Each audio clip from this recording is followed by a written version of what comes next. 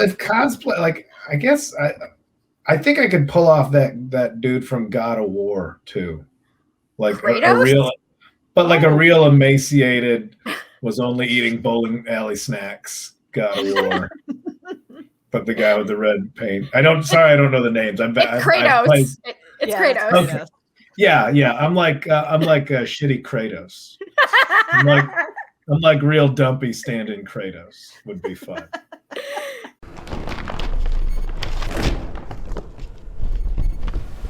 We are very, very thrilled and honored to be welcoming to the show Mr. Kyle Kinane. Woo! Hello. What's up? We're so excited. Thank you so much. Oh, you got me on a Saturday at noon. This is a rosy time to chat.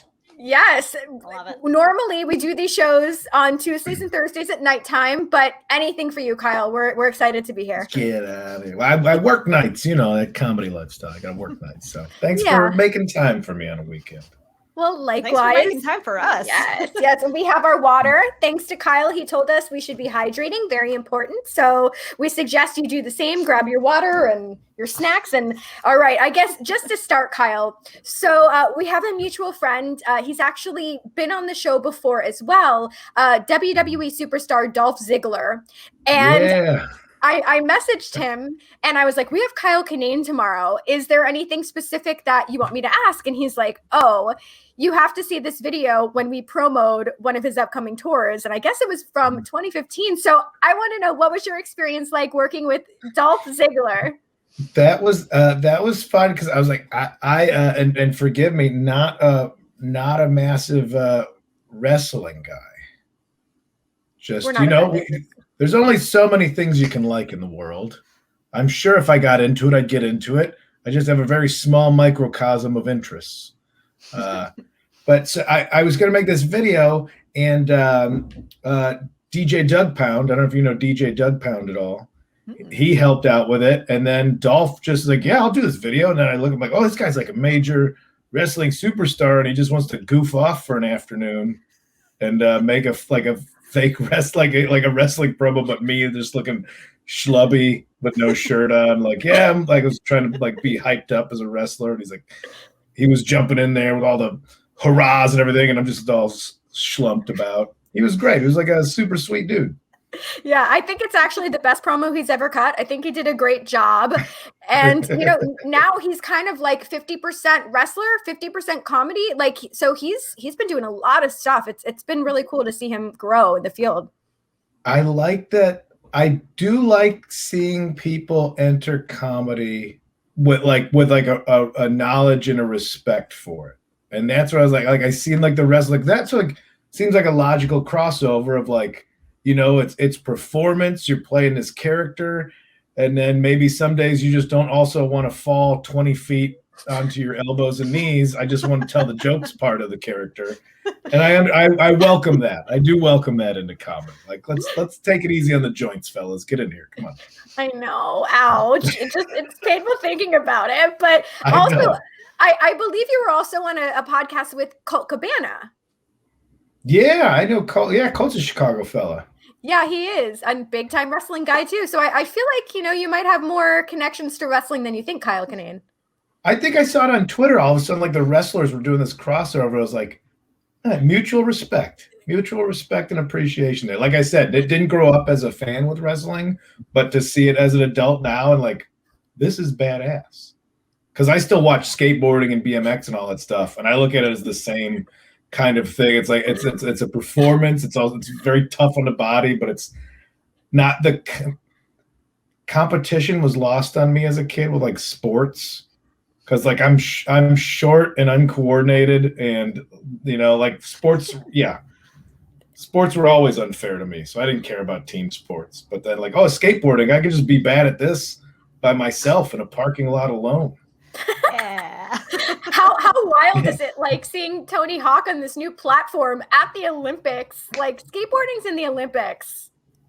Skateboarding's in the Olympics, BMX is in the Olympics. I mean, honestly, if you can like cross country ski and shoot stuff at the same time, why not have a skateboarder in there? It's just as athletic. I mean, that's a big joke about like, well, trying to find ones that'll pass a drug test, but yeah, you're trying to take the sport outside of the culture. The sport is part of the culture, and I think also weed is part of that culture. You're trying to extract one little element from the culture to make an Olympic sport. It's like, it's kind of a whole lifestyle. It's not like these hyper trained athletes. Like, no, I just eat 5 raw eggs, and I snort protein powder, and then I train 30 hours a day. That's not scientifically possible, but that's what I do.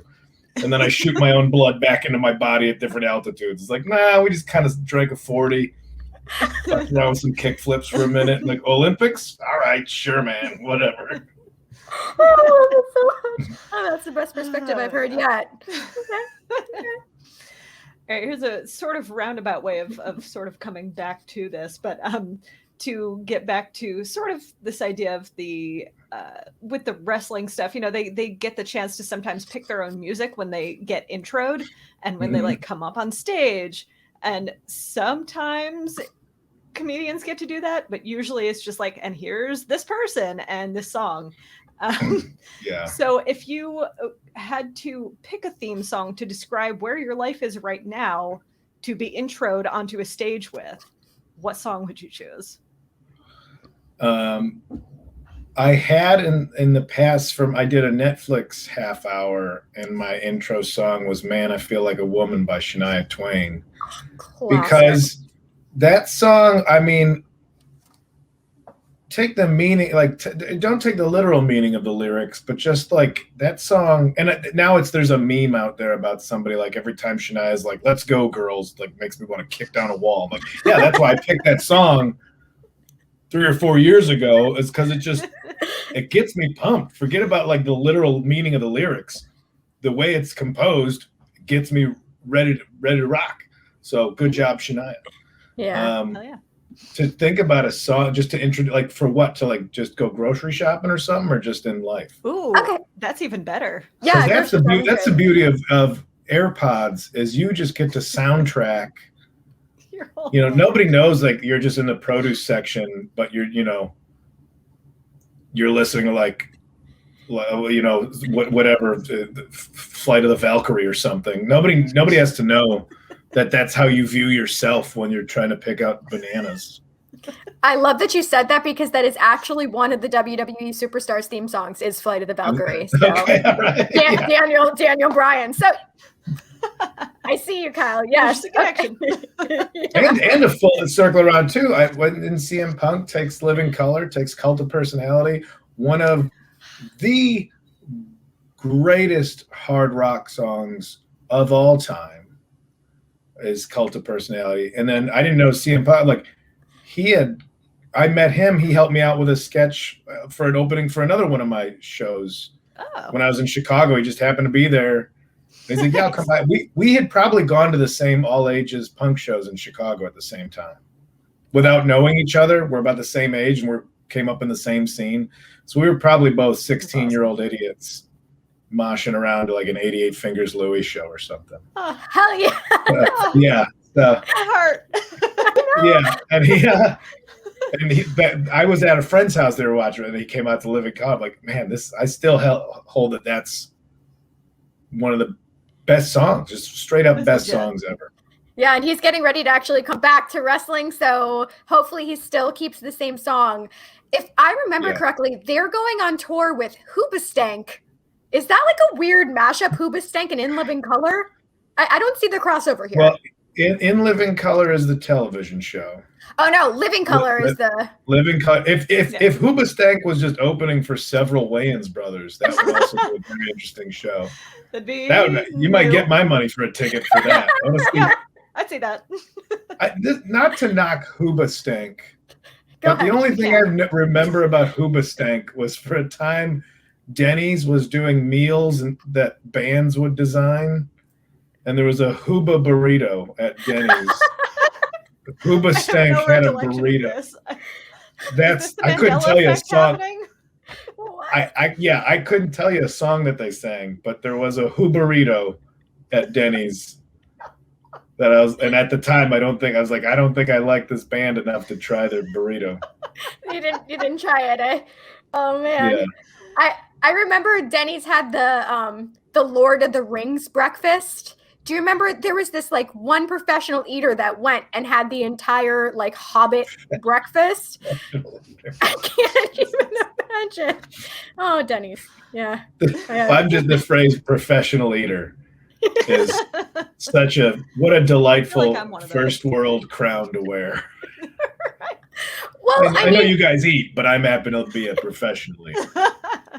I feel like I could eat professionally, but I remember they once disqualified that guy from the hot dog eating contest because they said the makeup of his body was abnormal, so he was no longer able to compete with the amateurs. Do you remember that whole scandal? Kobayashi? Yeah, was that his name? The Japanese guy, isn't it? Yeah. Oh man. Yeah. Well, now this is like such a smaller reflection of the larger issue about sports. And, who can compete in what given their body composition or gender. I'm like, wow, I didn't know it was affecting. I thought professional eating would be safe from these more conventional sports aspects, but it's even reached our professional eaters. Boy, what a social issue we're dealing with. Nothing is safe. When does that go to the Olympics? When does professional eating get to the Olympics? And hopefully 2024. Yeah. 2024. Fingers crossed. Gold medal, a gold medal, and a heart attack you get for coming away with that. I don't know. I mean, I feel like we shouldn't rule it out for the Winter Olympics too. Those are coming up. Of course. So, yeah, this one ends. The next one starts in February. Pretty crazy, I just didn't know the cuisine changes between the winter and the summer. Is it Well, it's hot dogs versus like milkshakes or something, right? Yeah. Does it go like what's in season? What ingredients are available? Yeah. We might have to be versus green beans. More stews, more soups and stews in the winter time. Yeah, borscht. Borscht. There's no stew. Nobody's going for gallons. It's always individual items, like how many hot dogs, but not the physical, like what actual measurement. Volume. Yeah, what's the volume? I want to know. I want to see literal volume. I want to see chicken noodle soup by the gallon. That's what I want to see. I feel like you would win that one. Who, me? You would win a chicken noodle soup competition for sure. Yeah. Thank you. I don't know. Were you a real soup freak? I don't know. I've never labeled We lived myself, on chicken noodle soup forever. Okay. We grew up together, so we know too much about each other. Yeah, that's true. You go out, you try to get the flu beforehand. That's like the equivalent of of what's his name doping his own blood. It's like you get flu beforehand, so then all you want is soup anyway. Yeah, see, for me, it's lick a bunch of doorknobs. That's all it takes. Yeah. That's the Lance Armstrong move of like, I got myself sick. I was gonna say for me it was matzo ball soup because that's the Jewish penicillin, and I could have barrels of matzo ball soup. I think. What about you, Kyle? What could you? Well, I think pho. I think I could do pho. Fuck yeah. Although I say that right now, but I wind up going, I get a large bowl and then like an iced tea. And by the end, I'm like, I think I just drank a lake. Like, I'm like, why did I do this? So I'm all talk. I'm all hype. Can't back it up. All right. Well, one of the other things we wanted to ask about was how did you end up performing in all 50 states, which is a very huge feat? Oh, yeah. Yeah, that went down. How I wanted to celebrate versus how I actually celebrated. I didn't even know it was a celebration. It's kind of, you have your own little milestones. Just something for yourself. Like, oh, I'm proud of myself for this. I don't expect other people to say good job, but I'm glad I did it. And as a comedian, to like get all fit. The fact that I got Hawaii and Alaska before the contiguous. What's God? Contiguous? Yes. See? Contiguous. There you go. Is it contiguous? I don't know. I also said in living color. Continental also. Continental. That's the one I was looking for. There contiguous, correct by the word, but continental United States is the one I had in my head. The one that's like that. Thank you both for getting me through that. We're here for the English help. You get me. I'm saying you catch me on noon on a Saturday after a rock concert Friday night. I'm like, all right, let's get the brain cells. Ooh. But no, I I wound up being. I got sick. I have a gout, hence the water. Everybody drink water. Don't get gout. So I kind of just limped to a Walmart pharmacy in Bozeman, Montana. That's how I celebrated playing all 50 states. As I sat on a chair in the pharmacy drinking tart cherry juice, waiting for my prescriptions to come in. Sounds fun. Yeah, being you can feel young all you want, but that time's real. That time is gonna get you. So I sat there, but after I got home, I kind of felt like I used to have. I don't have it here. Where I used to live, I had one of those big pull-down wall maps that you would see in grade school of the United States, of the continental United States. And I would circle every city I played in. And I kind of would look at that as like, all right, I got to get to here. I got to get to here, because I would see where I didn't have marker made on it. And so I still have that map somewhere. I'll probably unfurl it just to mark off the spots, roll it back up, put it away. Which state I would wanted you to mention? go ahead. Sorry. I'm really sad that I didn't realize that you were in Laramie when I was in Wyoming. It's sad. Oh yeah, yeah. That came out of nowhere. So it was so nice that like I'm very lucky that I could just go online and be like, hey, I'd like to do a show. I don't care where. It's not. I'm not looking for money for these things as my own little vanity. I need to play these states and a fan and comedian hooked it up for me, and cool. It was great. It was awesome. It was like a little dive bar, and it was a real good time. Awesome. So sorry to have missed you. Danica was out there for about like 2 months, and every time we did a stream, she had to find internet because apparently nowhere she was staying had internet yet. Yeah, they were a little behind on time. So yeah. Oh, okay. So where's Lander? Is that just? So it's on the west side. So like where the Wind Rivers kind of end, it's right at the base of the Wind Rivers. Yeah. And what were you doing there for? Okay, what were you doing there for 2 months? Well, I was in Vegas for a while, and then I was only in Wyoming for a couple weeks, but it was for my father-in-law's memorial. Oh, okay. All right. Yeah, beautiful place though. Yeah. Place for it.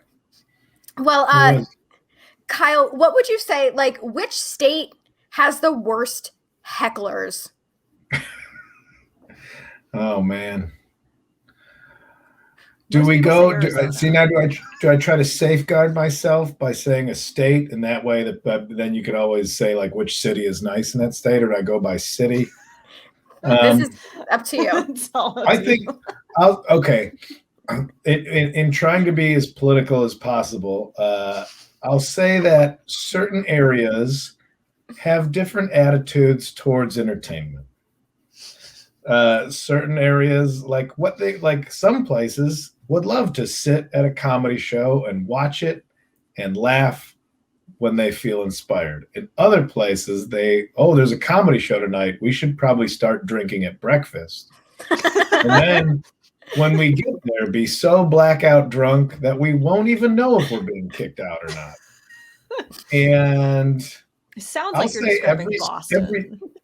Every state has both of those, that yin and yang, depending on the city. Some cities are more one than other. Phoenix, Arizona. Some are. Everybody brings that up. You're not alone, apparently. So. Phoenix, you know what? They have different priorities in that city. That is like everybody dresses like they're going to the AVN Awards. Just the whole day. Like, stop being sexy. I'm just trying to get lunch. This is a Jimmy John's. Calm down. But that's the priority there. That's that life. I'm the visitor. Right. It's also really hot. It's hot. They need to just wear the pasties, maybe. I don't know. I guess I would think a glued on item would be more uncomfortable in that heat. I would go linens, I would go, but that's a little shapeless. It doesn't flatter the form as much. So I would go much more Tommy Bahama with it. Single handkerchief. Yeah. Like we used to do in the 90s. Oh yeah, that one. But every city has its neighborhood. If it's a big enough city, has the neighborhood of like, oh, this is where these people hang out. This is where these kind of people hang out. So I've learned to not be such a loudmouth about my opinions about places, because eventually I'll have to go back to those places to earn a living. Phoenix, Arizona, and I will. But also, I don't know. I mean, okay, you're in Miami. I'm playing Miami for the first time, and it's just because Miami doesn't seem like a place that maybe my style of stand-up comedy would vibe with. Not in a bad way, but Miami's like outside and nightclub and like beaches and all that, and I'm just like pale, cold, beer fat, sad about myself comedy, and it might not blend with what attracts people to living in Miami. But that's not the fault of the place. It's Miami. What, are you going to go there and be a sad emo kid? No, I don't know how. How do you be a sad emo kid inside in Miami? Well, I think it's November 30th. Yeah. November 30th, you're playing at Gramps. I think it's like, I think Miami's going to just like, I think you're going to thrive. I think the comedy in Miami, especially where the comedy clubs are, they're not in like the South Beach areas. They're in Doral. Like you're going to Doral for an improv, and now we have one in like Dania Point. And Gramps is in a really cool, thriving area called Wynwood. I think you're gonna really, really gonna enjoy it. District. So it's a pretty cool little neighborhood. Yeah, I'm excited. I've never been. I drove through Miami once when I was 18 or 19 on the way to the Florida Keys, like road trip with my buddies. And that was the only time, and it was an odd experience. There was, I think we bought like we had like a pound of weed. We really thought we were going to smoke that much marijuana on a week-long road trip. And basically we just carried a felony amount of marijuana from Chicago down to the Florida Keys, where you should be buying it, not taking it to. I mean, yeah. Yeah, we took our garbage weed, our ditch weed from Chicago down to the Keys, and then drove most of it back because there was not a chance we were going to smoke that much. Oh my god, that should be like try hard enough. That should be part of the Olympic sport. So before you have to eat, you get to smoke like a comical amount of weed first, or is that doping? It's quite literally doping, and I think it's training. I think if you're a professional here, I think it's called training. That's resistance training. As you get stoned and you don't eat, you see how much you can deny yourself. It's the anti-sport. I love it. Yeah. Jude wants to know, what's the greatest roadside attraction you've come across on the continental U.S.? Oh boy, what if I see? Like, I mean, there's always like the big chair or ball of twine type shit, and sadly, but you know what? Sadly, I think not to sound like the old man, like the internet's ruined kind of the magic of discovering things because you could just look at it. I did go see a giant meteor crater.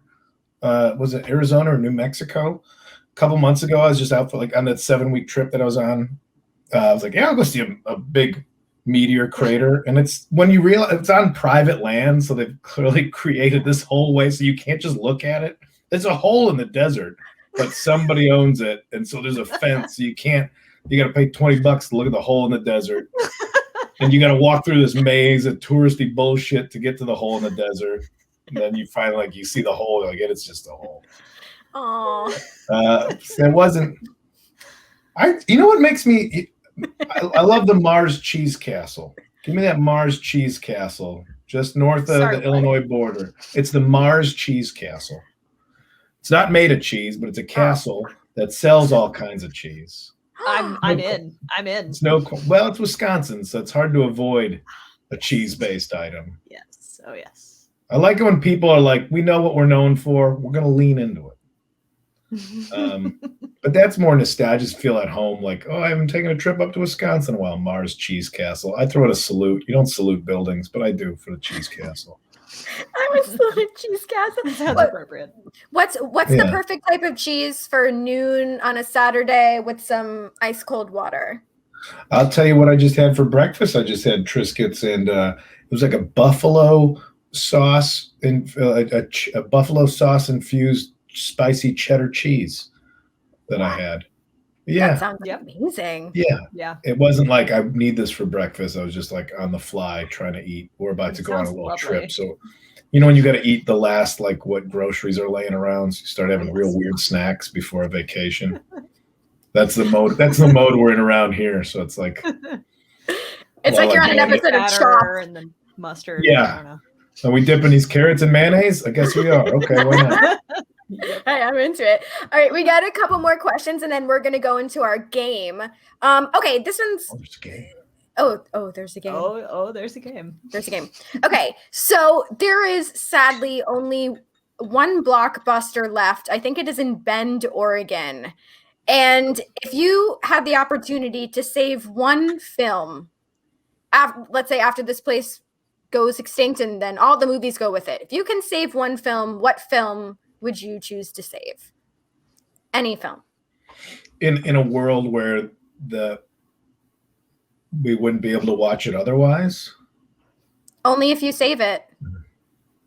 Okay. Because I'm like, there's Netflix. Like all the movies are there. Yeah. Okay. If I had to say, so basically what movie should live in perpetuity, according to myself? Well, now that's a tough question because is it my favorite movie or is it a movie that I view as being important to humanity? Let's go with you. Yeah, up to you. One of each. Two movies. Favorite movie? Shit. I love that movie. I would be holding Big Trouble in Little China and Raising Arizona in each hand, and having a very difficult time. I would be torn as far as to which that I think brings fun and joy. But I think as far as quality of movie, I would go maybe Raising Arizona. Okay. Because you got to think in terms of like, if that's going to be saved, this is what's going to inform future filmmakers to revive the whole art form. What's the last bit that's going to make people go, oh, we should make movies like this? Yeah, and Nicolas Cage, right? That's Cage before he went full nutty. Yeah. 80s Cage where he's kind of hanging on. Yeah. Pre-face. Was Face Off the turning point? I would say so. Con Air and Face Off, like they kind of blend together for me because he did both of them essentially at the same time. Yeah. So, which just goes to show you how much of a genius he is. Well, I think this new era of Nicolas Cage saying yes to everything and directors just like telling him, just do your Nicolas Cage thing. And he does it. I kind of like where we're at with that. Okay. He has he owns a pyramid in a cemetery in New Orleans, right? Of course he does. That doesn't surprise me at all. He bought a cemetery plot. It's a pyramid and it's got like some Superman Latin on it or something. He probably also owns the meteor. Yeah. He does have weird stuff. He does own. I think he owns a dinosaur skull or something. He's got. You can. Yeah, I don't know about where he is with his mental health, and I don't want to encourage like unwell people to be more unwell for other people's entertainment. But if he's doing okay, he did steal it. Jude, he did steal it, but he had to steal it. For the good of whatever the continental, whatever it was. For the continental United States. Yeah, this is full circle. Okay, so I love this question from Michael. I hope I'm pronouncing that right. And it kind of leads me into another question that Danica and I do comic conventions. So, we're surrounded constantly by people in cosplay, dressing up as whatever they want to be. This person wants to know if you're related to Grizzly Adams. I think our follow-up question would be, if you were to go to a convention, who would you want to cosplay as? Because we think your Randy Quaid cosplay is right on point. I get Randy Quaid. I think I relate to Cousin Eddie. I was in a van for 7 weeks. I did have a lot of shitters full moments. I guess if cosplay, like I think I could pull off that dude from God of War too. like a real, but like a real emaciated, was only eating bowling alley snacks. God of War. But the guy with the red paint. I don't know the names. It's Kratos. It's Kratos. Okay. Yeah. I'm like a shitty Kratos. I'm like real dumpy stand-in Kratos would be fun. I love it. Can't really hold the axe. It's too heavy. Can I get a lighter one of these? Well, like, not to bring up Nicolas Cage again, but I will. I really wanted to see him as the Tiger King before that script, I guess, the whole project got sacked. That would have been so fun, right? Was that a thing? Was he going to do that? Yeah. Or is it just Nicolas Cage saying yes to any idea somebody tweets at him? Both. I'm sure that's part of it. But yeah. Okay, sure. That's my terrible Nicolas Cage impression. Okay. It's better than ours. So even though Danica, I liked your Con Air, or no, your Face Off impression that you did with the woo. That was it's not bad. It's not bad at all. I don't have the full range of motion in this office, so yeah. Or the priest outfit. Yeah. All right, Danica, what you got? Oh, let's see. We did want to mention your comedy album Trampoline in a Ditch came out during the pandemic. And so first of all, what was that like trying to put that together during the pandemic? And I was also curious about where the idea to do the animated short came from, because it's very cute. Sure. Oh, thanks. Yeah, that actually got recorded in 2019. And it was just a matter of like, nothing can just be done linear with showbiz stuff. It can't just be like, I want to make this and I want to put it out. It's always got to go through this channel and that channel and this and that. So that's why it took so long to come out. It was recorded and ready to go. It was getting artwork and everything together. That just took a little too long. So that's why it came out in pandemic. I was like, well, maybe people are stuck at home. There's something to listen to. Maybe it'll help. Maybe it'll hurt. I don't know if it's because it's audio only. So usually audio, you kind of rely, or podcast too, you really relied on people commuting. I didn't think of that at the time. That's where people consume this stuff the most, is sitting in their cars or sitting on the train on a commute for like podcasts, comedy albums. But the animated part, I just wanted to do something different. Like, nobody needs this face. Like, how many guys just look like this? Or like, at least in like the animated like short, all of them. But yeah, exactly. Yeah. How many like bearded white dudes need to be talking into microphones? Like, even myself, I don't need to see it anymore. I don't even have mirrors. So I was like, let's do some animated, and we could do like fun stuff with it too. And I just I told the animators, I'm like, I'm giving you no direction. So you take what you think would be fun visually, as long as it's not literal. As long as it's not literal of just an animated guy standing on stage. I'm like, that's what I'm trying to avoid in the first place. Go crazy. You're animators. You do like, you make yourself happy with what you're drawing instead of somebody over your shoulder. I want it to look like this. I want it to look like that. That's what I've done with like album art, animation. I've always had people that I respect in those fields to go nuts.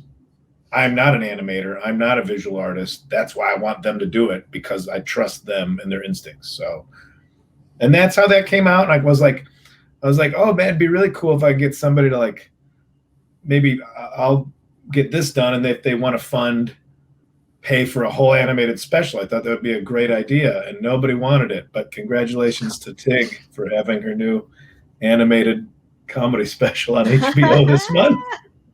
Hey, And Tig's great. That's not a knock on Tig, but I'm just like, an animated comedy special. I'm like, oh, what a good idea. Man, I love Tig. I will say, for anybody who hasn't seen the animated short, definitely check it out. It is very, very fun. Thank you. Yeah, and that's because the Meester was the animation company, and all the weird stuff that was all their idea. My only involvement was like, I'm the one who told the joke. So all the weird visual stuff that they came up with, that was all them. And I was like, this is what I want. Awesome. Yeah. Well, okay, so I guess before we get into the game, something to piggyback off that. Obviously, you're incredibly successful in your fields, but what job do you think you would be terrible at? All the ones I've had before this. Every job I've ever had. I got fired from delivering like decorative cookies. That was the first job I had when I moved to LA, was like delivering like the baskets of cookies, and I got fired because I was late all the time. Because I'm like, I'd have my car filled with baskets of like cookies that are shaped like bears that are sick because somebody's in the hospital. I'm like, nobody needs this right away. But I've just moved to LA, so I was seeing all the sights. So me and these cookies, blame it on LA traffic. Yeah, it was traffic. I didn't know where I was going anyway. I'm like, I got to see Venice Beach. I got to see the Hollywood sign. So me and all these cookies went sightseeing. They had one left appreciate it. Yeah. I mean, they still got there, but what job would I be bad at? I think I always avoided like customer service jobs in high school. I was always terrified. I truly think the bravest thing as a high school kid was to like work at McDonald's or something, especially in the town that you're from. So you had to see people you knew, and they'd come in there. And now your employments, you have to like, oh, how can I help you? You have to say that to somebody who's a dick to you all day in school. And then at night you have to be like, oh, what can I get you some with that? That was a level of bravery that I still cannot fathom. So I think I would have been bad at that job. But also all jobs. I'd be bad at all jobs. Like the comedy worked out, and that's great, but it was also a necessity. It's not like I sacrificed, but I'm so close to passing the bar. Like, no, that's not. I went to 3 colleges. It took me 7.5 years to get a bachelor's degree. I only worked in warehouses because like move his box from here to there. I'm like, got it.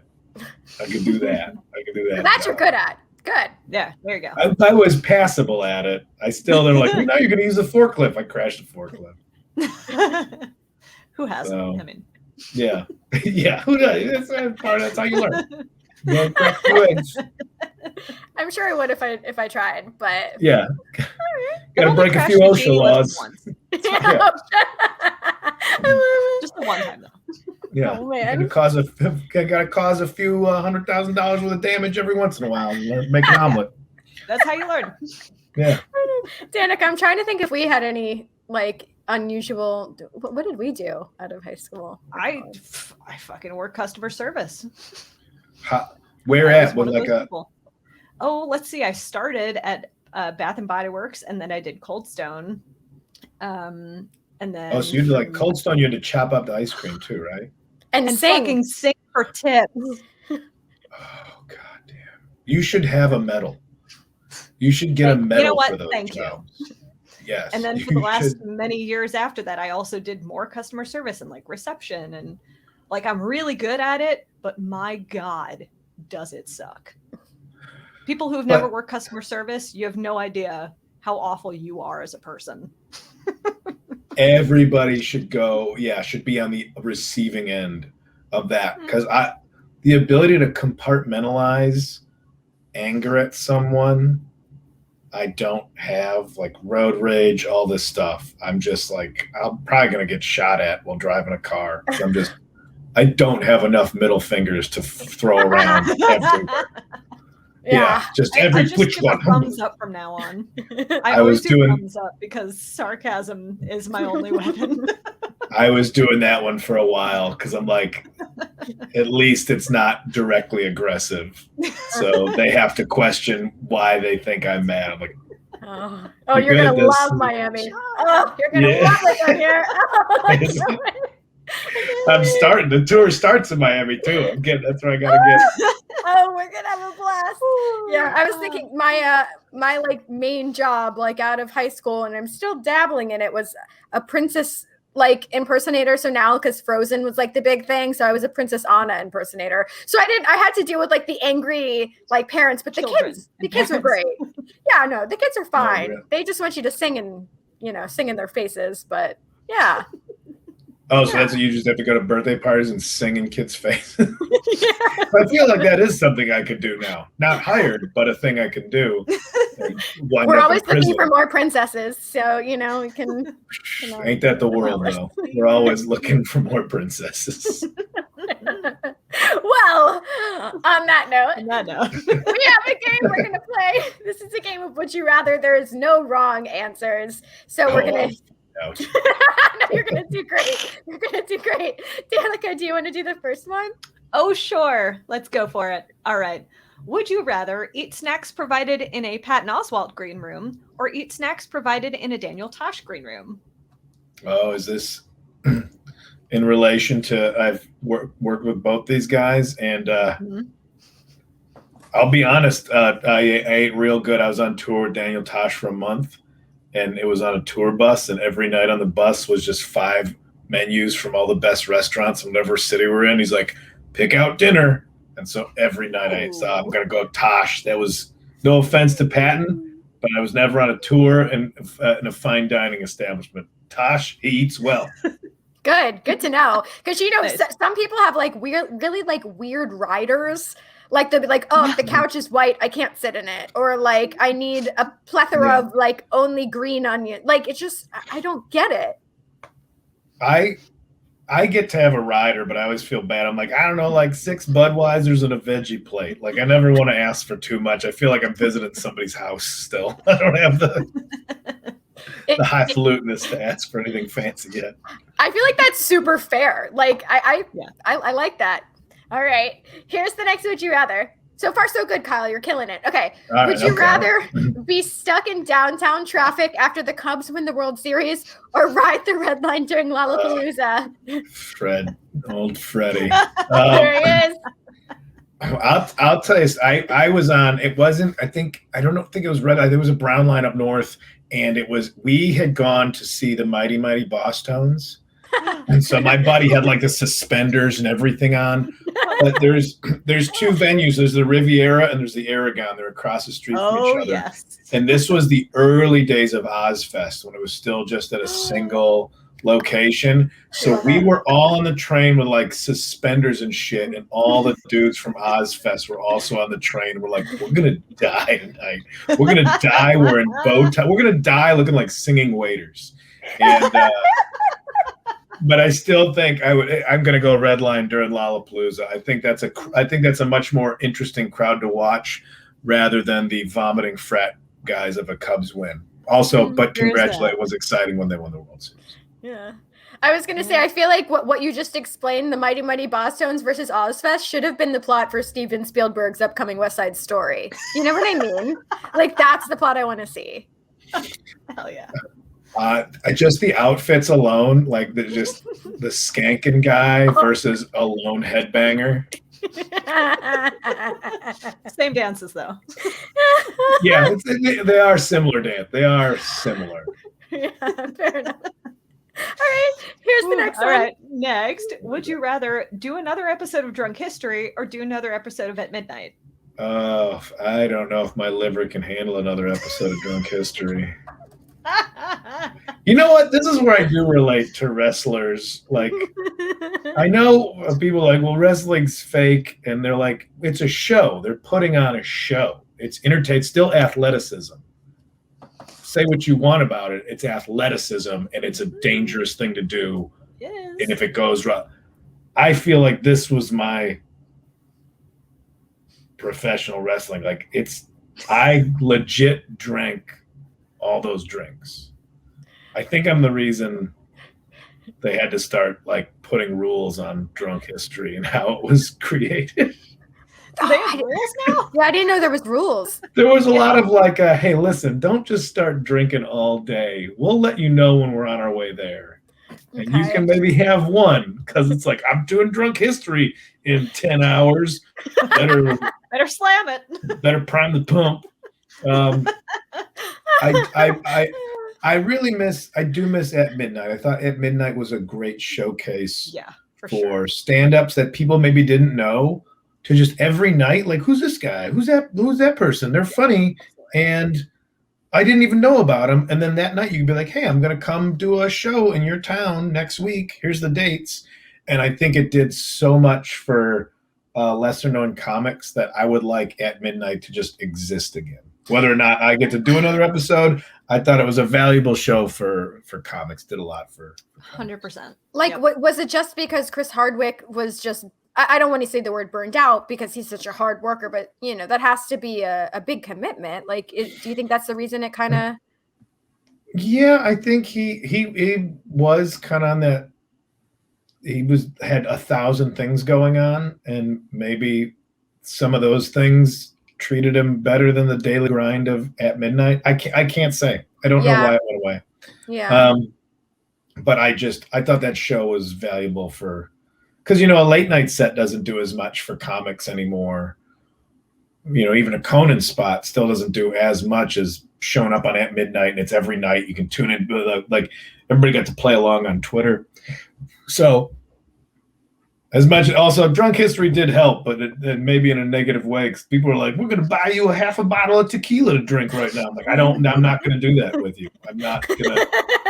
I'm trying to live. I gotta do this again tomorrow night. This is your Friday. This is just my regular night of the week. I'm at work tonight. Oh man. Well, here's hoping At Midnight makes a triumphant return. Putting it out there in the universe. You never know. All right. So. Here's the next one. Would you rather play Panama with Van Halen, we'll say in their prime, or play Kickstart My Heart with Motley Crue, once again, in their prime? 2 songs that I can fart my way through on guitar just barely. This one's tough. And we're talking in their prime. Now, Kickstart My Heart did come along. That's Dr. Feelgood. That's sober Motley Crue. Is Dr. Feelgood Motley Crue's prime, or are we going back to Theater of Pain? What are we calling the prime? Theater of Pain. Theater of Pain, I think. I think that's the pinnacle, yeah. So the song Kickstart My Heart wouldn't have existed in that time, because that was about Nikki Sixx being revived, I think, twice in a week. I just finished reading his autobiography, The Heroin Diaries. I'm going to say, you didn't say what I'm playing. Okay, you can pick. Am I just playing chess with Panama era Van Halen? You're the new Queen's Gambit. Yes, guitar. I want, and far be it for me to think I could step it, but I want Diamond Dave. I think is a national treasure. I think David Lee Roth exists in a way that people don't appreciate right now. I don't think people realize, like, I put him up there with like Prince or somebody, like, as far as a performer and a singer and just an interesting guy. He's a paramedic after he left Van Halen. He was a paramedic in New York. Yeah. Shit. I've also read his Crazy from the Heat. Excellent book. David Lee Roth's autobiography. I think I got to go. I need to be around Diamond Dave. It's Panama with Van Halen. All right. Okay. Love it. That's a good choice. I love it. Are you going to see the Motley Crue tour when it actually comes through next year? I went and saw Tesla last night. That's why I saw Tesla. Yeah. Oh, that's amazing. Yeah. And they were great. I was a little worried about how he was going to sound. I like that kind of singing style. It's hard to maintain for that many years. It sounded great. Tesla, 2021, sounded awesome. Go see him. Vince Neil, on the other hand, I don't know. See, might gargle some Miracle Whip, buddy. Let's smooth out those pipes. I think I'm weird enough. Tommy Lee just DJ'd in the suburb that I'm from. He just did a DJ night in Lombard, Illinois. Well, the next town over, but Lombard, Illinois. My friend's like, yeah, he's DJing at the Brower House. I'm like, all right, well, that's cool. To each their own. I don't know what Tommy Lee's DJ set's like, but okay, we'll have to find out. Scratching records with that big crank of his. Right. Sorry. I don't know what rating the show is. It's noon on a Saturday. Nope. There's no rules here. You're good. All right, here's the next one, Danica. Ooh, all right. Would you rather celebrity box against Doug Benson or celebrity box against Mark Maron? I feel like I could take both of them. Mm-hmm. I feel like I'd feel bad hitting Doug because I don't think he would know he was boxing. He'd be stoned, and then he'd be like, "Oh, hey, why are you hitting so hard?" Marin, I think, would want to fight back and would also has so much self-hatred that he'd be a good opponent. Ooh. You know, he'd be the guy that like, you can't hit me harder than I can hit myself emotionally. And that would make him a very interesting sparring partner. Okay. Marin. I take Marin. Yeah. I take Marin. All right. Okay. Yeah. I love we could that. have also asked like Benson or like Dave Anthony. Dave Anthony's got, I think Dave Anthony would fight dirty. He's got nothing to lose. Yeah. Oh, yeah. I don't think Dave Anthony, I don't think Dave's worried about his own reputation, so he'll fight dirty. Fair enough. All right, we got a couple more of these. Okay, here's the next one. Would you rather have a drug sniffing dog that is addicted to drugs, or have a dog that verbally insults everyone it meets? I mean, not to shirk my own paycheck, but you give me Triumph the Insult Comic Dog over. That's would I rather out of any questions you ask me. It's have Triumph the Insult Comic Dog along for the ride of any question. That's some of the. Triumph. Even the early one of him at the Star Wars premiere. I'm like, this is the greatest thing I've ever seen. It's my favorite. Yeah, this will be the high watermark of on the fly insult comedy for anything to come, and I still put it up there. So it still holds up. One of these buttons calls your mom to pick her up. yeah. No Jedi's like filet-o-fish. And this is what Danica and I deal with at all the conventions. So it's like I live in that world. If only there was. Oh yeah, okay. I guess so. Yeah, you're at the conventions already. Oh yeah. You understand the relief that and if you haven't seen him and Jack McBrayer at Wiener Circle in Chicago. Do you know Wiener Circle? Do you know the history of Wiener Circle? But I've never actually been there. It's the employees there verbally abuse the customers. So Triumph the Insult Comic Dog went there and they were insulting each other, and it's something special. Okay, I'm writing it down. I'm gonna watch that right after this. Okay, here's the next one. Danica? All right. Would you rather go back and be roasted by Don Rickles or go back and be roasted by Greg Giraldo? R.I.P. R.I.P. Across the board, Rickles. I got to see Don Rickles a few years back. He was post-mortem. He didn't look good. I don't know why they had him on display like that. It was I found it disrespectful. He was good. I mean, you could tell he was up there in years, and he was like, it's like an old guy doing old things that people knew him for, and some stuff like, well, hey, Don, I don't know if you could say, wow.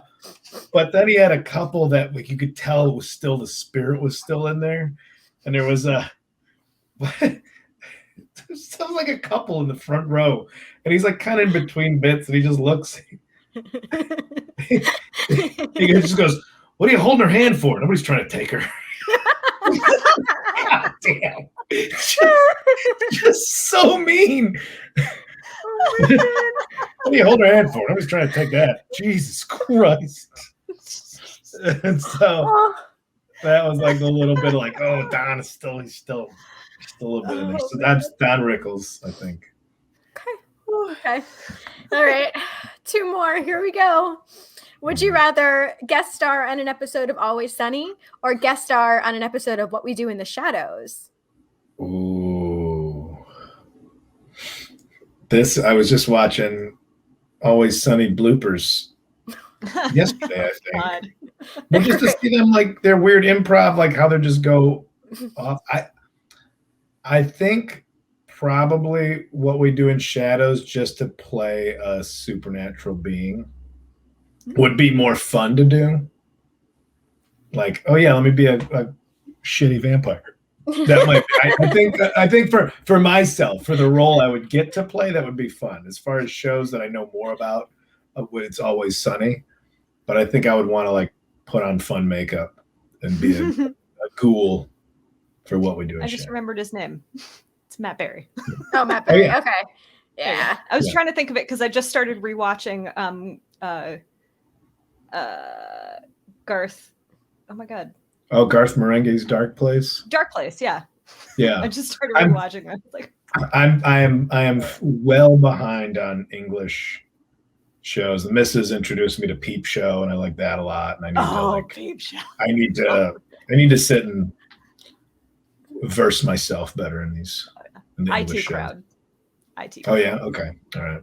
Oh my. Well, so because Dark Place has Richard Ayoade and Matt Berry, and it's before IT Crowd, which also has Chris O'Dowd, and it's IT Crowd is just like, and Black Books. Okay. I need this stuff. I sit and I just start watching crap, and then I lock into it. I'm watching Manifest. Bad show. Is it? I don't know that one. Bad show. Is that But Netflix? I've watched so many of them, hoping it's going to get better, that I'm just throwing good money after bad on this thing. Yep. Maybe the next episode will make sense. Nope. Where are we at? Season 1 is 14 episodes. What are you doing? I'll be watching stuff I like. Okay. Well, I hope you wrote down those recommendations from Danica. So, Yeah. all right. More. All right. We got one final question. Oh yeah. All right. Would you rather have all your favorite songs covered by Creed, or have your favorite movie from childhood rebooted by Tommy Wiseau? Well, okay. Tommy Wiseau and Nicolas Cage right now, maybe the same guy. So I've never seen them in a room together. Tommy Wiseau No. as H.I. McDonough Oh God. in Raising Arizona. Oh God. Okay.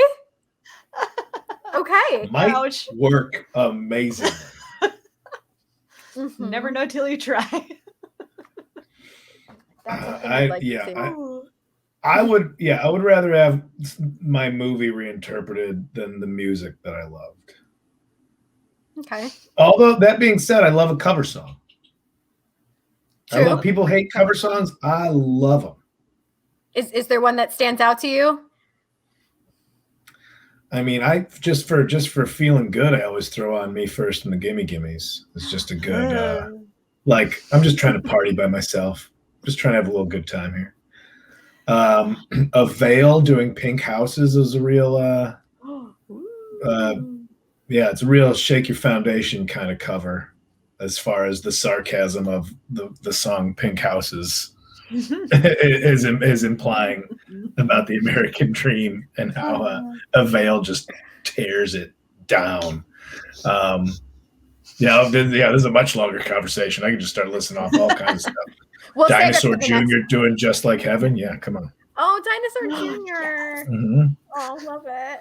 Well, Kyle, since we have kept you for an hour on this beautiful Saturday afternoon, is there any final thoughts you want to leave us with? Final thoughts? Oh, I don't. I barely had first thoughts. I don't know. It's only getting going. I got inspired. I'm going to play some Tesla on guitar. I got so excited seeing him last night. Juiced up on coffee, but no. I don't know. I don't know final thoughts. Okay, well, we have. I got to do chores. That's what I got to do. We have our graphic. Here, we have thoughts for you. There you go. To see all this upcoming tour dates, visit KyleKinane.com. I'm really excited for your event in Miami. I really look forward to it. So it's going to be a lot of fun. Yay. Awesome. Well, I guess let's also, if Jude, I don't know if you have the graphic ready for our upcoming guests that we have. He's ready. Okay. So on Thursday, we have Karen Carnival. She is from X-Files and Planet of the Apes and Snowpiercer and a bunch of cool stuff. Nice. Yeah, Yeah. The following Tuesday, Levi Cooper, he's a wrestler. Following Tuesday after that, Chelsea Green, another wrestler.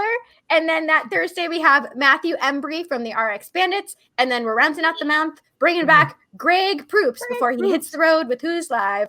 But Kyle, thank you so much. This has been so much fun. Yeah, thanks for having me. Yay. Well, we hope you enjoy the rest of your day. Hope that you're drinking all your water. And I guess we'll see you guys real soon. Bye, everybody. Bye-bye.